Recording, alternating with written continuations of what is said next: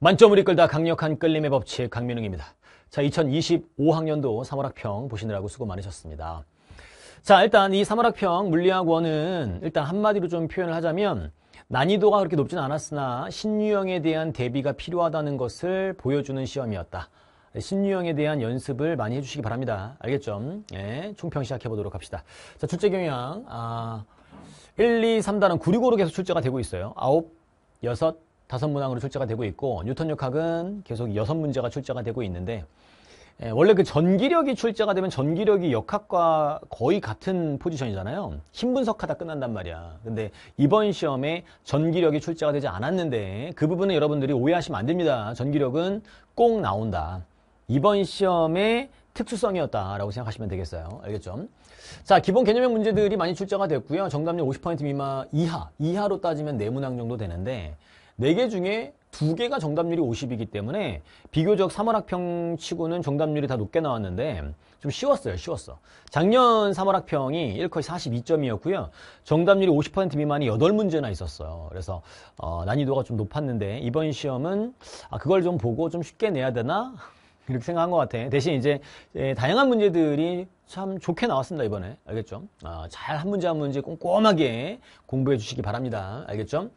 그래서 난이도 자체는 어렵지 않았지만 새로운 형태로 보일 수 있는 것들이 출제가 되었고요. 이런 신유형들은 난이도가 높아질 것을 예상하시고 공부하셔야 됩니다. 최근에 그 수능의 경향성이 약간씩 물리는 약간 바뀌고 있어요. 그 바뀌는 것들에 대한 대응을 안 하시면 안 돼요. 반드시 하셔야 됩니다. 신유형 대비가 중요하다. 알겠죠? 난이도는 중하 정도로 보시면 되겠고요. 예상 컷은 45, 41, 34, 24인데 이건 예상 컷이야. 알겠죠? 예상 컷이니까 참고만 하세요. 대략적으로. 특히 뭐 수능이라고 하면 뭐 한 1점 정도 차이가 좀 나는 정도지만 3월학평 같은 경우는 조금 실제로 받아보면 뭐 한 2점가량씩 등컷이 차이가 날 수도 있습니다. 알겠죠? 네. 참고만 하시면 되겠습니다. 자, 문항별 경향 킬러 유형부터 본다면 일단 가장 많이 틀린 문제는 20번이에요. 역학적 에너지 문제인데 마찰면에서 역학적인 손실에 대한 거거든요. 역학적 에너지 변화는 운동 에너지 변화 델타 EK와 포텐셜 변화 델타 EP 합과 같다. 거기서 부호를 잘 여러분들이 고려해서 문제를 풀으시면 되겠습니다. 그래서 역학적인 손실이 가장 많이 틀린 문제가 되겠고요. 그 다음에 이제 18번이나 19번 문제 애들을 좀 틀렸어요. 그래서 연결된 물체에서 개 합력 변화를 이용한 풀이를 연습을 좀 하셨으면 좋겠습니다. 운동방 형식의 활용이라고 하는데 제 특강 특강에 그렇게 테마를 잡았거든요. 운동방 형식의 활용 최근에 출제되는 유형입니다. 그때 합력 변화를 줬기 때문에 합력 변화를 이용할 수 있으면 문제를 더욱 빠르게 풀 수 있었어요. 굳이 연립하지 않아도 문제를 풀 수 있었습니다. 해설 강의를 꼭 확인해 주시기 바랍니다. 알겠죠? 자기장 문제도 그렇게 어렵지 않았습니다. 자기장 그래프 문제는 합성 자기장이 0이 되는 곳과 그리고 지배의 영역, 도선 근처의 지배 영역을 확인하고 그리고 미지수 풀이법, 변화가 없으면 항상 미지수 풀이법을 쓰라고 했었죠. 자기장은 그렇다. 그래서 그것도 해설 강의를 잘 활용해 주시기 바랍니다. 이 세 개는 해설 강의를 꼭 보세요. 전기력은 출제되지 않았지만 꾸준한 대비가 늘 필요한 문제다. 명심해. 알겠죠? 비킬러 유형으로 따지면 정답률이 조금 6번 치고는 낮게 나온 게 보호의 수소 원자 모형이 조금 낮게 잡혔습니다. 그래서 진동수의 크기 비교하는 건 쉬운데 거기서 그 라이먼, 발머, 파시엔 계열 파시엔은 발머를 이길 수 없잖아요. 그렇죠? 발머는 라이먼을 이길 수 없고 그 정도만 하면 진동수 크기 비교를 할 수 있었는데 난이도에 비해서 정답률이 조금 낮게 나오고 있으니까요. 주의하세요. 6번. 그리고 파동의 성질, 파면과 파동의 진행 방향과의 관계, 특히 속력이 변하지 않을 때 진동수도 안 변하면 입상을 바꾼다고 해서 파장이 변하지 않거든요. 근데 그걸 여러분들이 좀 틀린 것 같아요. 이런 것들을 여러분 잘 보셔야 됩니다. 알겠죠? 전반상 어렵지 않았는데 광선비가 이렇게 휘어졌을 때 그 전반상 할 때 그 임계각 비교하는 문제가 나왔으니까 뭐 재밌게 출제가 됐습니다. 알겠지? 에너지띠와 반도체가 2문제가 출제가 됐어. 알겠죠? 2문제가 출제가 됐으니까 요거 한 문제는 전기력으로 바뀔 거예요. 알았죠? 한 문제는 전기력으로 바뀔 거야. 이건 이렇게 2문제가 에너지띠와 반도체가 나온 적이 없어. 그래서 이번 3월학평만의 특징이다라고 보시면 되겠고 물질파가 출제가 되지 않았어요. 근데 출제가 유력하죠. 늘 출제되고 있는 것이고 이 물질파는 3월학평이나 5월학평에서 많이 틀리는 주제거든요. 왜? 물리학원 제일 끝에 있다 보니까 공부가 안 돼 있는 거야. 그래서 많이 틀리거든. 근데 이번에 안 나오니까 애들이 안 틀린 거죠. 안 나왔으니까요, 당연히.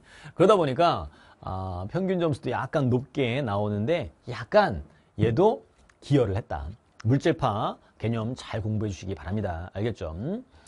자, 최고 답률 문제가 이거예요. 45% 정도로 잡히고 있는데 쉬웠다는 거지. 가장 어려운 게 정답률이 45%면 쉬웠던 거야. 3월학평 치고.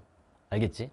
자, 올라갈 때랑 내려올 때 여기 역학적 에너지 변화가 생긴다는 거. 항상 그 역학적 에너지의 변화는 운동 에너지의 변화랑 포텐셜 변화의 합과 같고 이 플러스 마이너스를 잘 구분해서 문제를 풀어주시면 됩니다. 알겠죠? 여기는 보존되고요. 변화되는 거지. 저거 잘 활용하셔서 문제 푸시면 되는 문제. 많이 연습했던 스타일입니다. 알겠죠? 앞으로도 난이도가 높아질 수 있으니까 꾸준하게 공부하세요.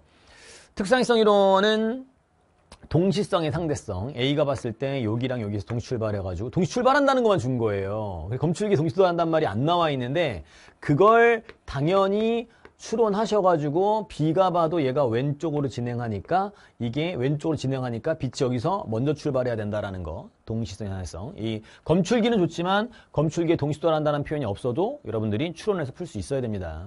알겠죠? 네. 그리고 B가 보게 되면 얘가 수축되죠? 수축돼서 뒤로 밀리는 것처럼 보인다라는 걸 잘 활용하시면 되겠습니다. 수축돼서 멈춰있는 게 아니에요. 움직이는 것처럼 보인답니다. 연력학, 이거는 연력학 표를 그려서 문제를 풀어주세요. 안 그려도 사실 풀 수 있는데요. 정답률 50% 조금 안 나왔어, 이게. 정답률이. 50%가 안 나왔단 말이야. 많이 틀렸다는 거예요. 이 연력학 문제를. 그러니까 표를 그려서 안전하게 풀어. 괜히 막 난 표 안 그려! 그러다가 틀린 거 아니야. 정답률이 50%짜리 문제가 아니잖아요.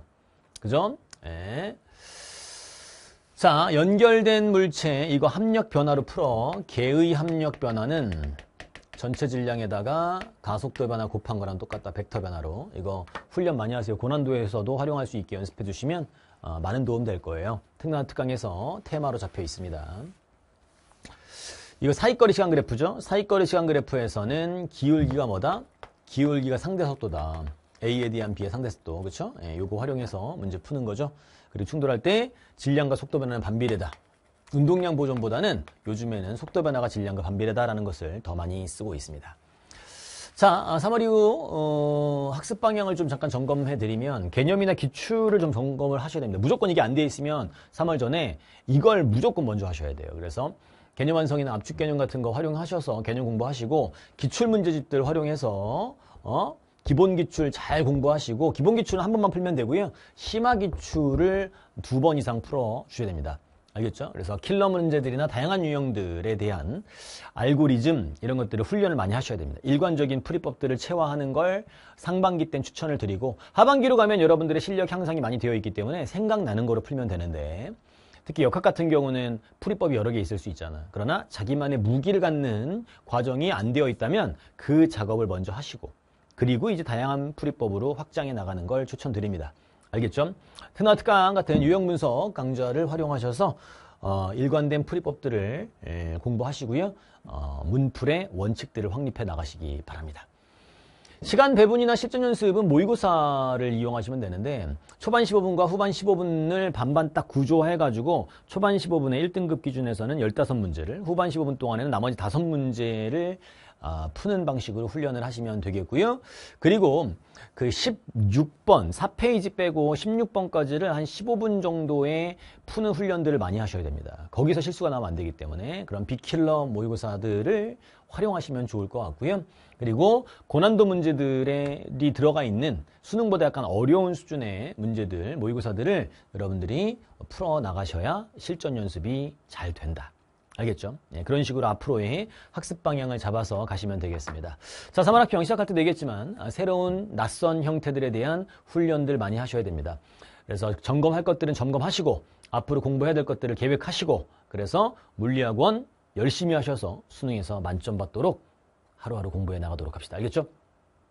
지금까지 강민웅이었습니다. 고맙습니다.